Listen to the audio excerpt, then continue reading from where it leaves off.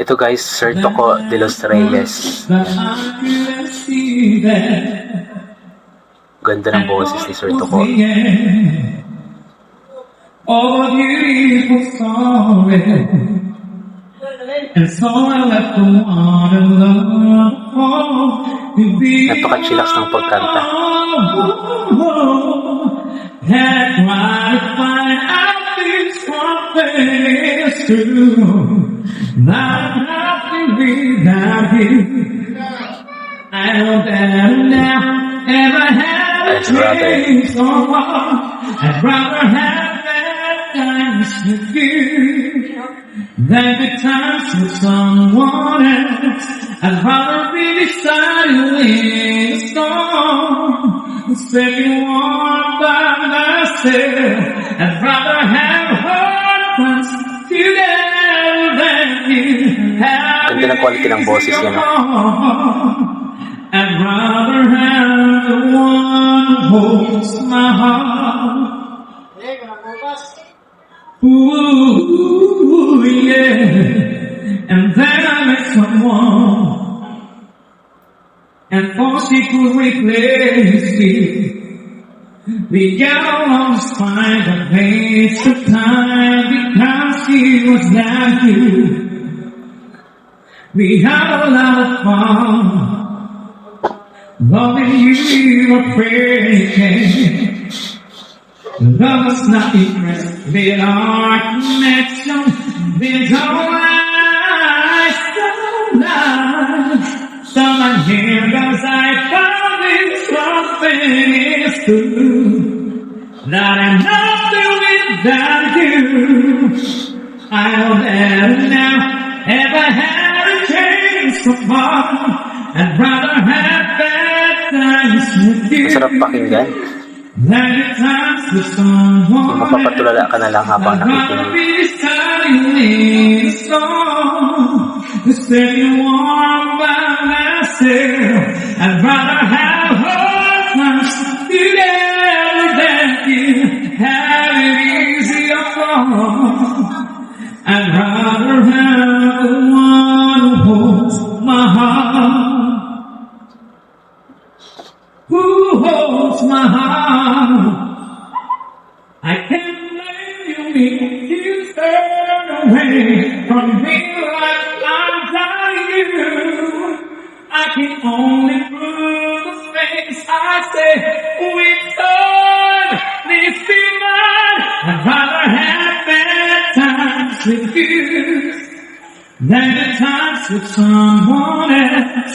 I'd rather be beside you in a storm instead of warm by myself.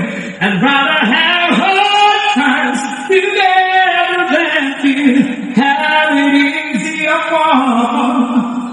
I'd rather have the one who holds my heart.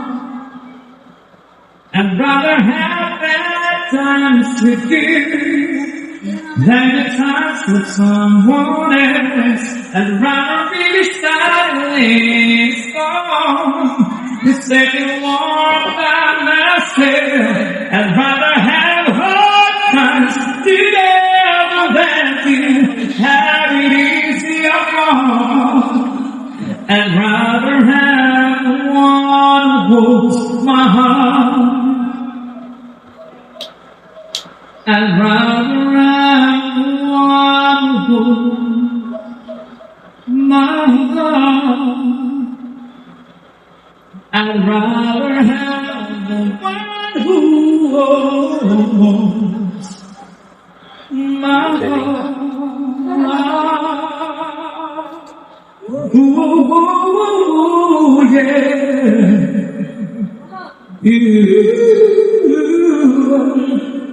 Who holds my heart. Napakagaling. Ayan, so yun nga po ay si Sir Toco de los Reyes. Dati na po siya naging contender sa Tawag ng Tanghalan sa Showtime. At siya po yung nag-trending dati na nagbebenta ng mani habang kumakanta. So si Sir Toco po de los Reyes. Support niyo po ang kanyang Facebook page na Toco Toco de los Reyes. Napakaganda po ng quality ng kanyang boses, napakagaling pong kumanta. Ayan, napakasarap pakinggan, yung parang matutulala ka na lang habang nakikinig ka sa kanyang boses na kumakanta siya. So, i-support po natin ang mga katulad po ni Sir Toco de los Reyes, guys, na talagang magagaling at isa sa magagaling na mga singer sa kapanahunan ngayon. And we are hoping na muli natin siya makita sa TV competitions just like sa The Voice, sa Tawag ng Tanghalan, sa Singaling or sa The Clash. Mapanood natin siyang muli. Nang sa is mas may bahagi niya sa mas nakakarami ang kanyang talento sa pagkanta. So support pa natin ang mga local talents natin just like Sir Toco de los Reyes. Kasi nga po, sa mga sumisikat po ngayon sa social media, mga singers, mga dancers, or iba't ibang mga artists, ay mas naipagpatuloy po nila ang kanilang ginagawa. Mas na-encourage sila na ipagpatuloy ang kanilang ginagawa kapag kapag may mga magagandang comments, may mga sumusuporta sa kanila. So, kailangan po nating suportahan sila para may pagpapatuloy po nila ang kanilang ginagawa. So, support po natin ang mga local talents. Sinulit ko palagi, support po natin ang mga local talents natin. Kasi tayo lang din ng mga Pilipino ang magsusuportahan. Kung kaya pa natin suportahan ng ibang mga lahi, just like K-pop, mga Australians, mga Canadians or iba pang mga foreigners na mga artists, ay supportin po ang sariling atin, ang mga Filipino talents, kasi tayo mga Pilipino po ay inborn na talaga ng mga singers, 90% daw po ng mga Pilipino is magagaling kumanta, magaganda ang boses. So, isupport po natin sila kasi namamayagpag po talaga ang mga Pilipino sa buong mundo pagdating sa kantaan. So, kahit pa paano is makasupport tayo, makapagbigay tayo ng suporta sa ating mga kababayan is malaking bagay na po yun sa kanila. So, ang ganito na lang po itong gagawin ko na reaction video, guys. So, inulit ko palagi na ulit po natin madasal na pasalamat sa lahat ng mga bagay na ating natatanggap. Kasi nga po lahat ng mga bagay na meron tayo kaloob sa atin ng ating Panginoon, at wala ang mga bagay na ito kung hindi dahil sa Kanya.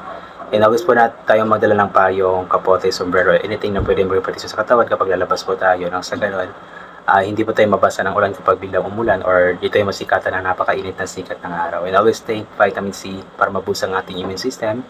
At hindi po tayo napatatamaan agad-agad ng kung ano namang mga sakit-sakit, especially sa panahon ngayon na paiba-iba nga po. Yung napakainit ng panahon tapos bigla-bigla na lamang pong umuulan. So once again, hanggang dito na lamang po ito. God bless po sa ating lahat at bye for now po.